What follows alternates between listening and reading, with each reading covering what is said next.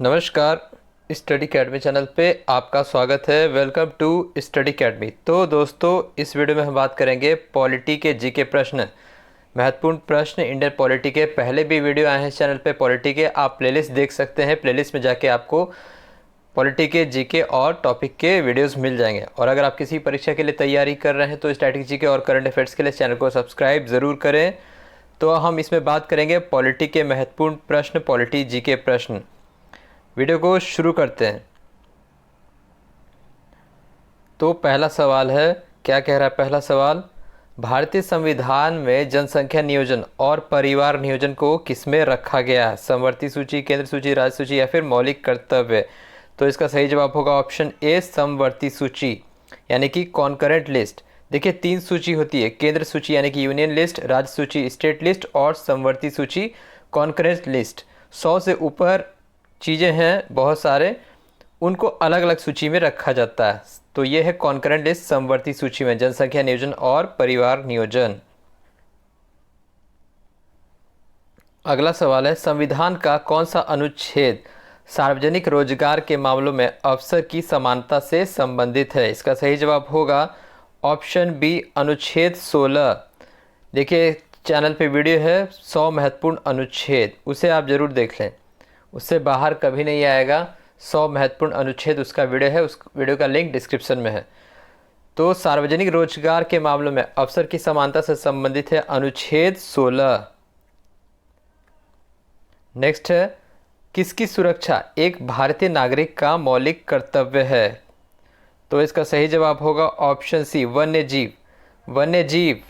वन्य जीव की सुरक्षा एक भारतीय नागरिक का मौलिक कर्तव्य है। मौलिक कर्तव्य जो कि भाग 4A में है, भाग 4A में है, अनुच्छेद 51A के तहत इसको जोड़ा गया था। अब 11 है, वर्तमान में कुल 11 है फंडामेंटल ड्यूटीज, यानी कि मौलिक कर्तव्य।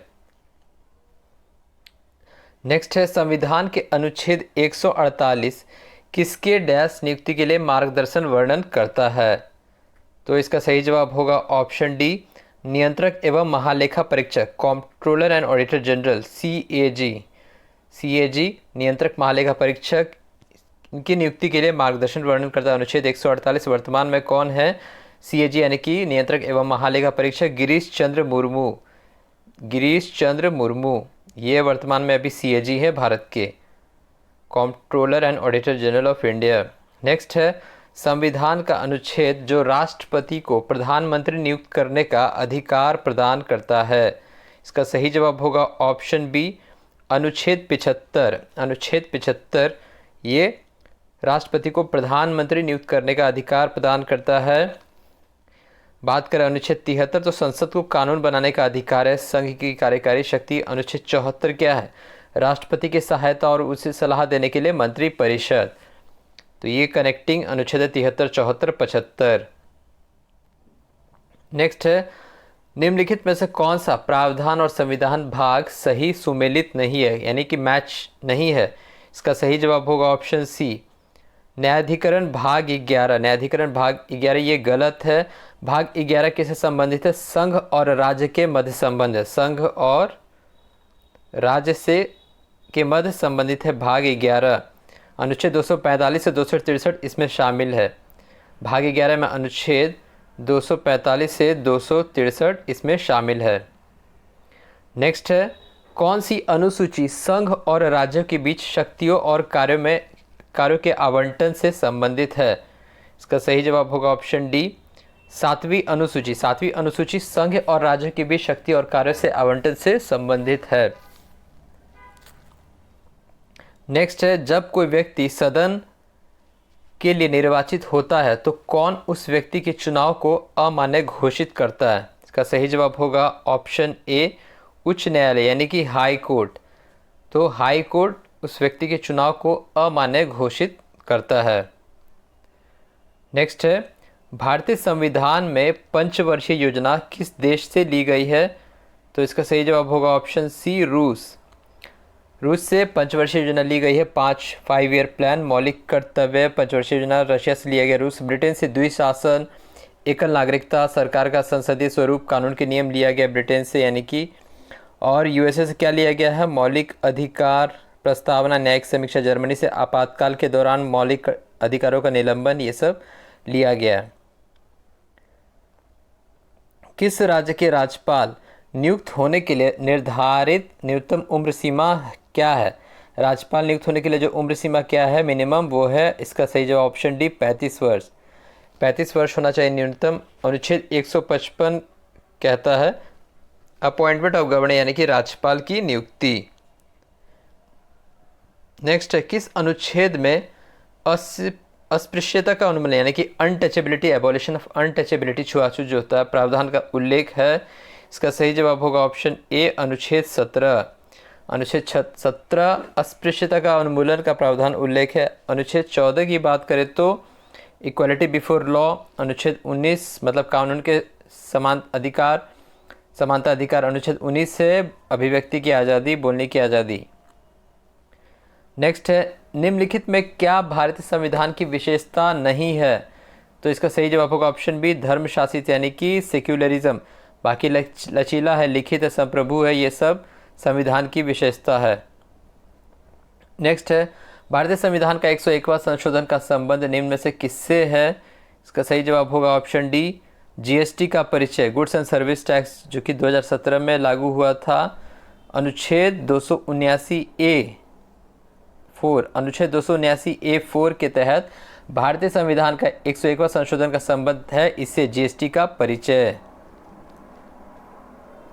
नेक्स्ट है, भारत और पाकिस्तान के बीच ताशकंद समझौता कब हुआ था? तो इसका सही जवाब होगा ऑप्शन ए 1966 में।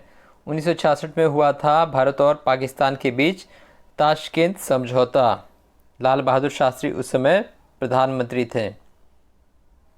नेक्स्ट है, संविधान में राष्ट्रपति के चुनाव की विधि को संविधान से किस डैश संविधान से लिया गया है? इसका सही जवाब होगा ऑप्शन आयरलैंड।